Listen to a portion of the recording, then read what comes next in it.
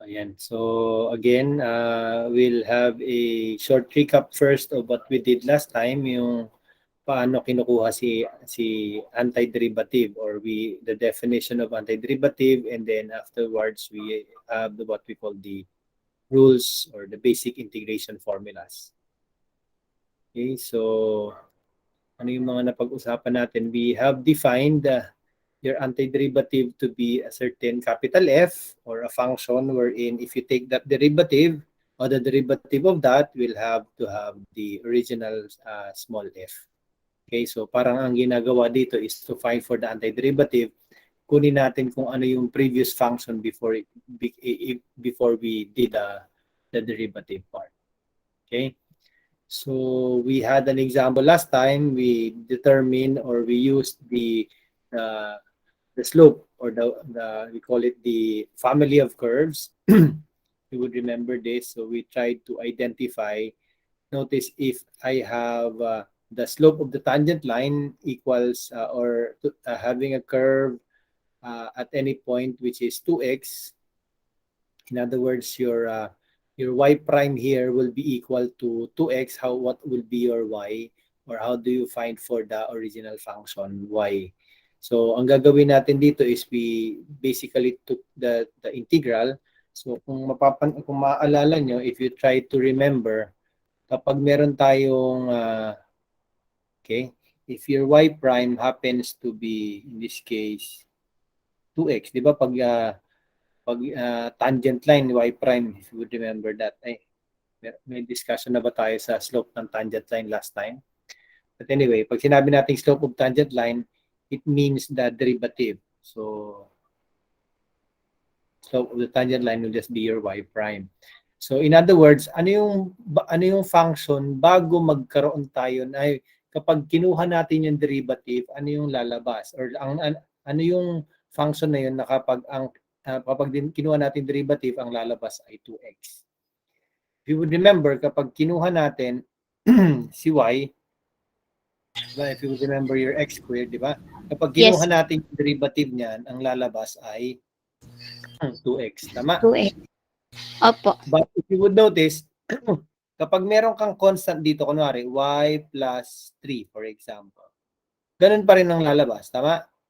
Same. Opo. Ang derivative niya pa rin ay 2x. Kahit, kunwari, gawin natin itong y1. Kunwari, ang gawin nating x squared plus, say, 5. Ganun pa rin, di ba? 2x pa rin yung derivative niya. Kaya mapapansin nyo later on, if you try to get the integral, yung constant ay hindi siya ganun ka pinapansin, or hindi siya, ay importante siya, pero of course, we cannot get the value of the constant yet. Okay? Unless you have, just like this example, na meron tayong specific values or additional given. Ito, tulad nitong second instruction. Okay? So ang gagawin natin dito, if you remember, since hindi natin alam kung ano yung original constant, when you take on the equation of the family of curves, your y here will be equal to an x squared plus a certain constant c. Okay? So bakit sa family of curves? Kasi ang nangyayari dyan, nag-iiba-iba si constant, nag-iiba-iba yung itsura ng ating graph, ng ating in this case, this is the graph of this is a parabola na varying yung ating constant. Kapag ginraph natin siya, it will somewhat look like parabola na vertex at in this case 0, 0. When c is 0, ito yung when c is 0. And then when c is equal to, say, 1, ito naman yung ating parabola. Okay? So when c is, for example, negative 2 naman, ito naman yung graph niya. Okay? So notice, mangyayari dyan, kaya nagiging tinatawag siyang family of curves kasi magkakamuka yung ating mga parabola with varying constants. Okay?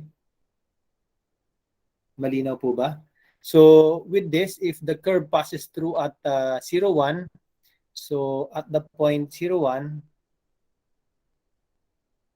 substituting it in here, ang mangyayari dito, ang y natin ay 1, ang x natin ay 0, at ang ating constant ay ang hinahanap. So we can identify here that your c here will be equal to 1. So that's why ito yung hinahanap dito sa pangalawang instruction na to. Okay, that is when c is equal to 1, the curve passes through the point 0, 1. Yun yung hinahanap nating specific member of the family of curves. Okay, but anyway, as a wrap up, pag sinabi nating integral, basically, or the antiderivative, is geometrically speaking, ang tawag sa kanya ay family of curves. Kasi nga, dito sa nagbabago-bago or pwedeng magbago na constant. Okay? And aside from that, kapag kinuha natin si integral, it is actually the former function. Okay? Parang, di ba before, ang meron tayo y, we get y prime, parang pag ganun yung ating process. Ngayon, parang ang bibigay sa inyo si y prime, hahanapin nyo si former function na y. Yun yung process of doing antiderivative. Okay? So to do that, hindi natin iisa-isahin or hindi tayo magda-trial and error na hanapin mo yung function sa i-derivative. Pag lumabas, yun na yun. We have what we call basic integration formulas. Okay? Or the theorems for getting the antiderivative. So first is we have what we call the very simple one. Ito, sinama ko to kasi lagi nakakalimutan kapag integral ng dx, parang wala na siya, so hindi na maintindihan. This is just actually x. And then si plus c, laging matic yun ha. It's always there that whenever you take on the antiderivative, there's always a plus c at the end. Okay, rule number 2, just like your derivative, kapag may constant multiple c, si c natin dito, pwede lang natin siyang ilabas or pwede natin siyang i-factor out, and then we proceed with getting the antiderivative of the rest. Okay? Also, yung sum and difference formula, just like your derivative, also works for antiderivative. Okay? So pwede natin siyang parang i-distribute yung integral sign over the sum or difference. But unlike yung ating derivative naman, di ba may product and quotient rule tayo doon, dito wala. Okay? So mas simple yung magiging approach natin dito. Simple nga ba? Okay, so but we also have the power formula here. Anong pagkakaiba nito dun sa derivative? Minsan kahit ako nakakalimot din dyan. So whenever we take on the integral, tandaan na it's a plus 1. Okay? Diba sa derivative, we subtract. Diba? And then dun sa derivative, we multiply. Dito, we divide. Okay? So doon, we multiply with the previous tawag nito, with the previous exponent. Dito, we divide with the new exponent. Okay? Kung ano yung bagong exponent na niya, yun din ang i-divide natin. And of course, the plus c. But notice, since there is a plus 1 here, n plus 1, notice, sabi dito, n cannot be equal to negative 1. Bakit sa palagay nyo, ang n ay hindi pwedeng mag-negative 1 dito? Anyone?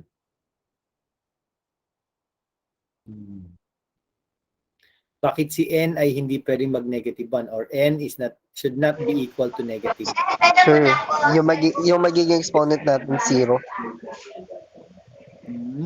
Yun ba yung pag nag-exponent by 0, may problema ba doon? Magiging 1 lang pala. Sir. Sige, Frank. Yung Ay,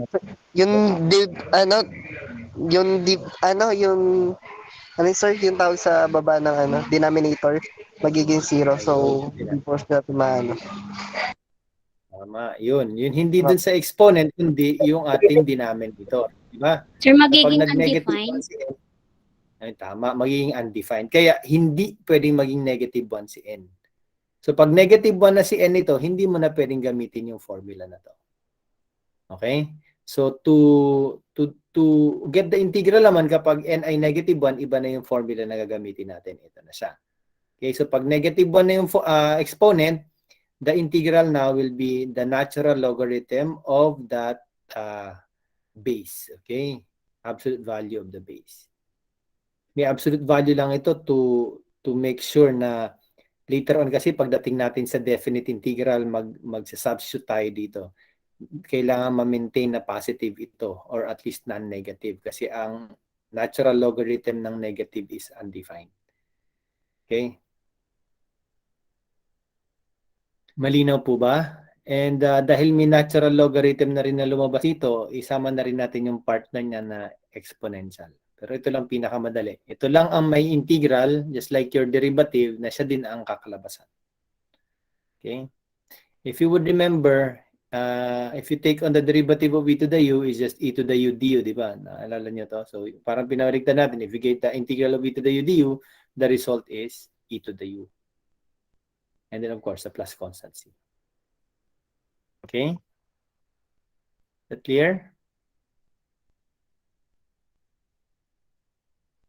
Question? Question po? Wala bang example Wala. dyan, sir? Aba, ikaw nang hihingi ng example, yung kasama mo dyan, kamatis. Dinig ko, sir, kamay. Gagalit, Anong sir. dinig mo? Nagagalit eh. Oh, nagagalit nga. Porque dali lang, ito na, maglalabas na ng example, huwag ka nang magalit dyan. Parang iba kasi, sir. Parang iba yung tinuro nyo nung December kaysa yan. Pero bakit may nagagalit dyan sa background mo? Baka sabihin mo, pwede namin muna namin pag-usapan. Pagkatapos na lang ka mo magklase bago saka siya magalit. Charot. Okay. Let's have... Oh, may dumadating pa. Let's admit him first. Okay, so example tayo. Hari ito. Simpleng example. So if you try to get the antiderivative of the square root of x dx, paano yan? Mapapansin nyo, since ang radical, pwede natin siya isulat into in exponential, di ba? So pwede natin siya isulat like this. So this will now be of the form u to the n du. Tama? Balikan natin yung formula. Tandaan nyo ha, kung ano yung base na u, dapat ganun din ito. Okay, so x dito, x din ito. Kung y ito, dapat y din yan. Okay? Pag nag-iba, kunwari ito y, ito x. The rest, kung ano yung variable natin dito, yun yung magiging variable natin. Other symbols will be considered as constant. Okay? So with this, dahil x ito, yung base, dx din yan, so this is just of the form u to the n du. Diba? So paano natin kunin si u to the n du? Kailangan natin makuha si n plus 1. Tama? So, ano yung n natin dito? Your n here will be, ano yung n natin? Ang n natin dito ay 1/2. Tama? 1. 1/2 ito. Tama? So pag kinuha natin si n plus 1, Opo, sir. magiging 1/2 plus 1, right? So 1/2 plus 1 will be 3/2, right? LCD 2, it should be 1 plus 2, so magiging 3/2. Tama? So pag kinuha natin si si integral u to the n plus 1, so that will be x to the 3/2 over n plus 1, which is 3/2 plus c. Okay? Hindi ko pa rin pala naayos to.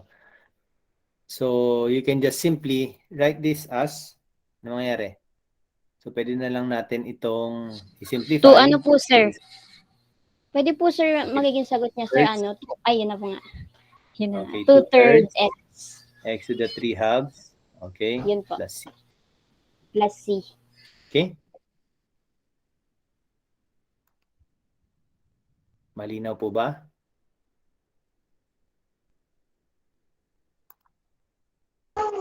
Question? Sir, paano naging naging 3 yung denominator? fraction, pag nagde-divide tayo ng fraction, if you would remember, we take on the reciprocal. O, babalik ta rin natin.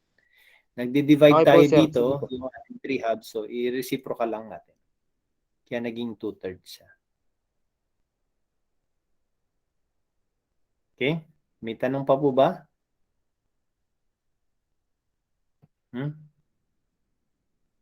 Wala na?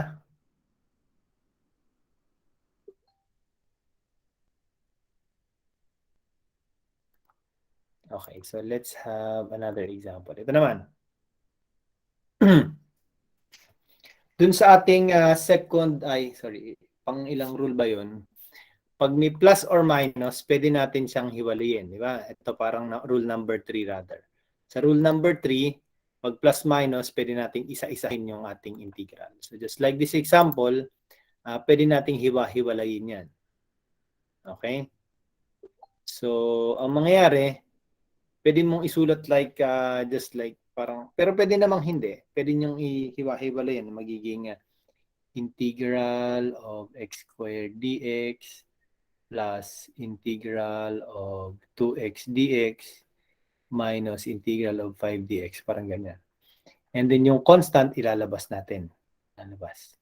Okay? That's why if you take on the integral of x squared dx, ano mangyayari? Ang n natin dito will be 2. Right? So mag-a-add ka lang Opo, ng sir. 1 and then divide natin kung ano man yung... What is 2 plus 1? Sige nga. 3, sir. 3 po. 3. O, ganun dito. Ito, ano yung exponent natin dito sa x na to? 1 1. So 1 plus 1. 2 2. Ganun lang kadali ang integral. 1 plus 1 lang tayo. 2 plus 1, di ba? O, tapos ito, mangyayari dito, integral na lang siya ng dx. Kaya magkakabit ka na lang dito ng x. Di ba? So, kaya meron tayong ganito. Malinaw? Opo, sir. Tapos, we just divide this. Ito na lang. We just simplify this. So, we have this. Okay? Ganun lang kasimple. Integrals yan. 2 plus 1, 1 plus 1 lang ginagawa natin, di ba? Tapos sasabihin nila, mahirap ang integrals. Ano ba yan? Di ba? Huy, ba't tumahimik kayo? Parang ayaw nyo maniwala ah.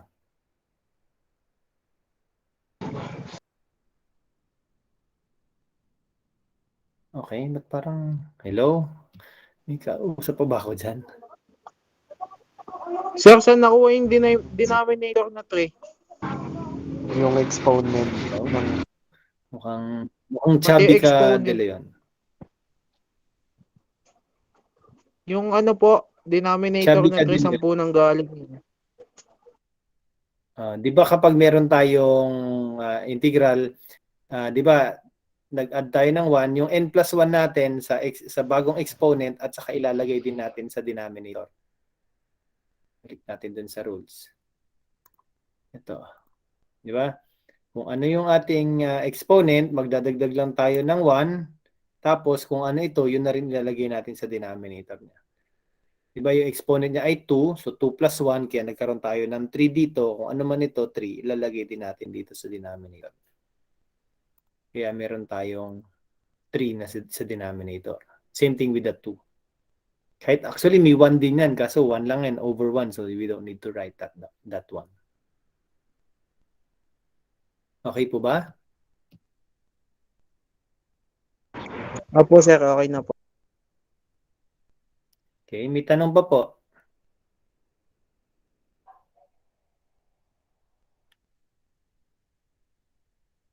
Wala na. So sige, ituloy natin sa next example. Which is, ito. Sample number 3 tayo. Sabi ni Sir, walang division. Baka dito may division na. Pero meron naman tayong division ng variables, di ba? Hindi mo kailangang i-perform. O pwede natin i-perform actually dito yung division mismo. So when we i-divide natin isa-isa. Or we can actually perform algebra before we perform integrals. Diba? Parang mag-algebra man tayo bago tayo mag-calculus. Okay, so divide natin ito. Mangyayari, magiging ganito. Oh, ba't naman ganon? Gulat na naman tayo. So, paano natin gagawin yan? Isa-isahin natin yung pagdi-divide. Ang mangyayari doon, yung x cube natin, dinivide natin ng x. Okay, ganun din si 3x, dinivide din natin ng x. Tapos si x, si cube root of x, x to the 1/3 yan, di ba? I-divide lang din natin ng x. So, x cube divided by x, kaya nagkaroon tayo ng x squared. Diba? So, kapag same base, ang ginagawa natin, sinusubtract natin yung exponent. Still remember your algebra? So, 3 minus 1, kaya naging 2. Ito naman, makakancel lang yung x, kaya nawala si x dito. Diba? And then, 1/3 minus 1 naman ito, kaya negative 2/3. Malinaw po?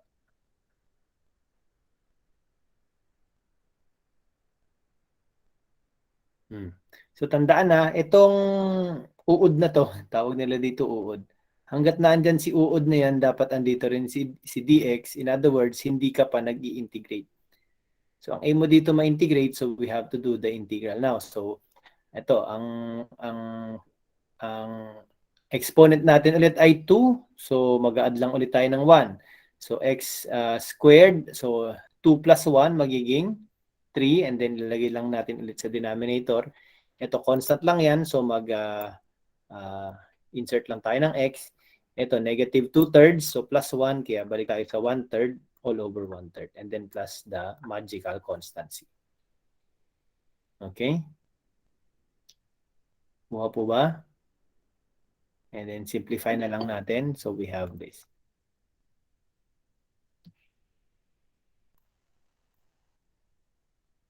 Okay. Question? Sir, kaya naging 1/3 kasi nag-plus 3 sa may ano. Negative 2/3 plus 1 is 1/3. Ay po, sir. Or basically, parang nag-add ka na ng 3 over 3, di ba? Which is just also 1.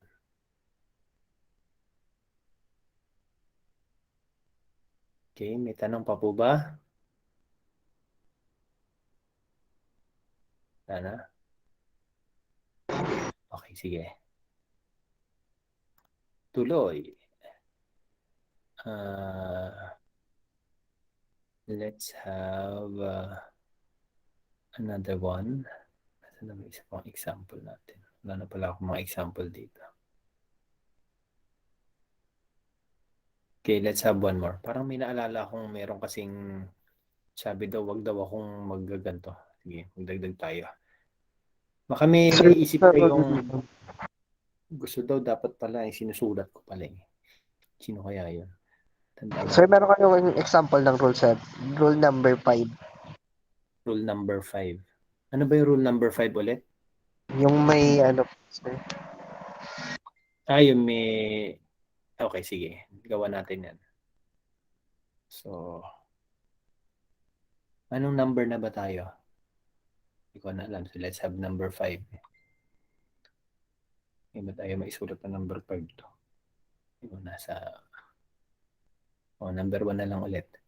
So, integral of, say, 1 over, say, x cube over x dx. Kunwari ito. Yan na naman. Wala naman tayong, gawin natin ito.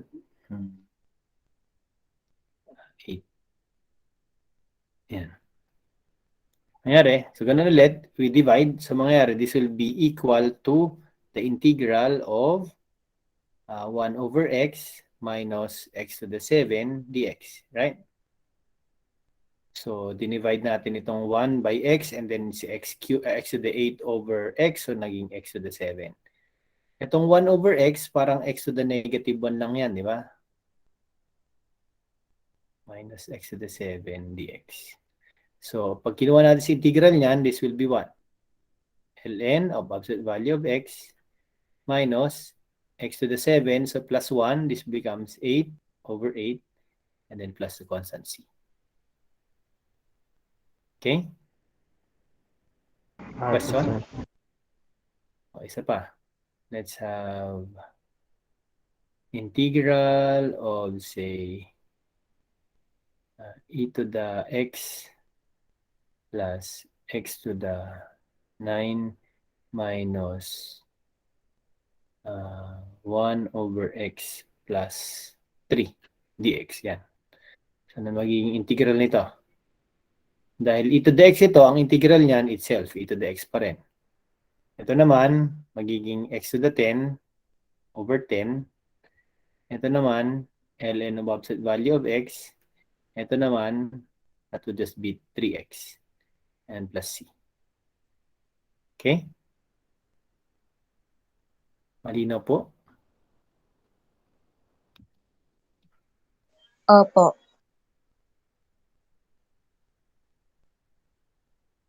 Question? None po. Okay, isa pa? Isa pa ba o wag na? O, naintindihan na po ba? Naintindihan na po ba o... Opo, sir, naintindihan na. Opo, sir. O, kayo naman. Try nyo nga itong gawin. Sige, integral of, say, 4x cube minus square root of x minus 3 plus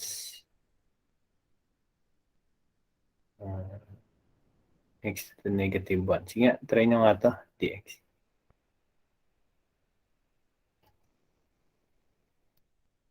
Sige, ganun ulit. And then,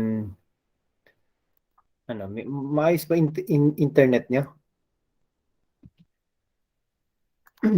Po, sir. Lolo ko po sa akin. Parang, sige, pero try nyo din. Try nyo muna. And then, sagutan natin maya. Then, check natin kung tama yung sagot.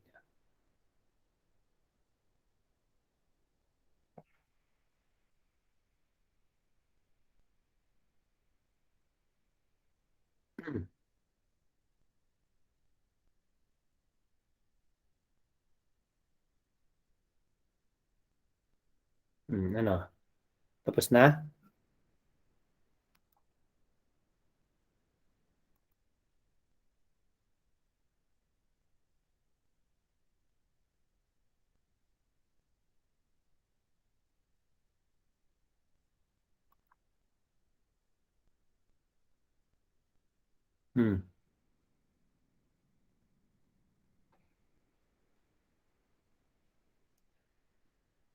Hello? Tapos na ba?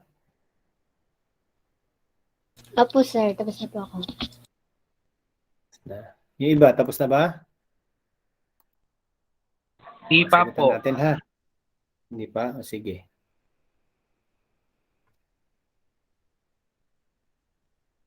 Daling-dali lang. Pinag-aralan na namin yan. Calculus, ano ba yan? Naol. Na-all, madali. Madali lang naman talaga, di ba? Yes, sir. Iba yung nagsagot ah. Bakit bilang naging babae yung Babae yun, boses ni Rodjin? Naku po sir, wag yung pakikinggan yan si ate. Ano to, sir? Major in math. Oo nga, madali lang naman talaga, di ba? Ewan ba dito, parang hirap na hirap sila dito. Ano lang yan, sir? Basic lang yan. Hintayin mo ito college at alam na niya yan. Ate, hayaan mo ako maghirap. Kaya ko to. Ay, naku, pero basic lang yan. Ito iyon. Iyak dyan. Ano? Tapos na? Bago ko ibigay yung sagot? Opo, sir. Ano, Rodjen, okay na? Sige, so paano natin kunin to? So again, kopya natin si constant na 4. Constant 4. X to the 3, magiging 3 plus 1, kaya may 4. And then, lalagay na natin sa denominator. Minus, itong square root of x ay x to the 1/2 yan, di ba? Ito ay x to the 1/2 yan. So, 1/2 yung n, mangyayari, mag-add lang tayo ng 1, so magiging 3 halves. And then lalagay din natin sa Over denominator 3 si over 3 halves minus minus 3 and x. then x. And then si x to the negative 1 ay ln of absolute ln value of x. absolute value. Okay. Simplify na lang natin. So this will just be x to the 4 minus 2/3 x to the 3 halves minus 3x plus ln of absolute value of x plus c.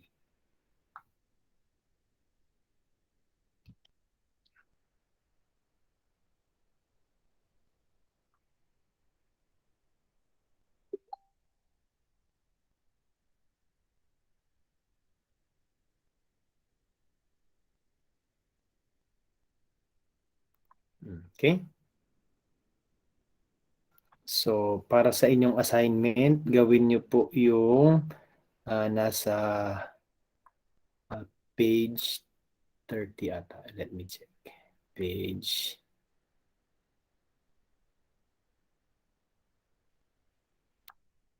ayun. Sa page 30 yung assessment, ha? Meron na sa Sir, ano po, G-class sir? natin page 30, wait lang. Check na natin ulit. Ano nakalagay dito? Sa yung assessment hindi pa pala. Yan. Sige. Maglagay na lang ulit ako ng dito sa okay, assessment. Ano ba yun? Wait lang. Check natin. 8. Huwag na yung 7. Assessment 8. So, yun ang ilalagay natin dito sa G-class. Assessment 8. Okay. Gagawin nyo siya sa Friday. So, ang due nito sa Monday. Di ba? Monday. Sir, Or wala sige, po tayong meet sa sa Friday, sir. No. Ito ulit ang gagawin nyo para Sige meron po. kayong gawin. Thank you po. 6 o'clock.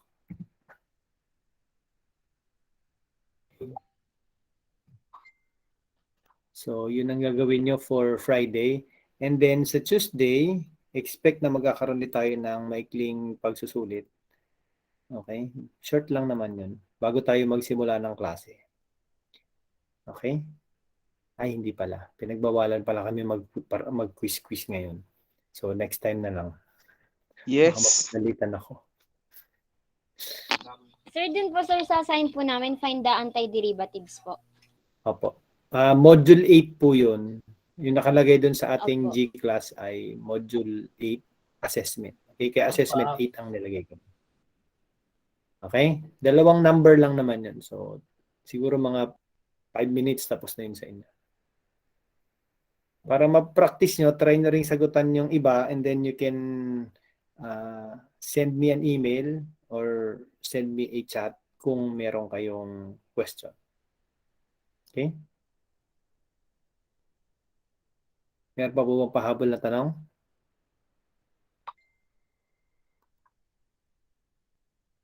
Okay, kung wala na, so I'll end now the recording.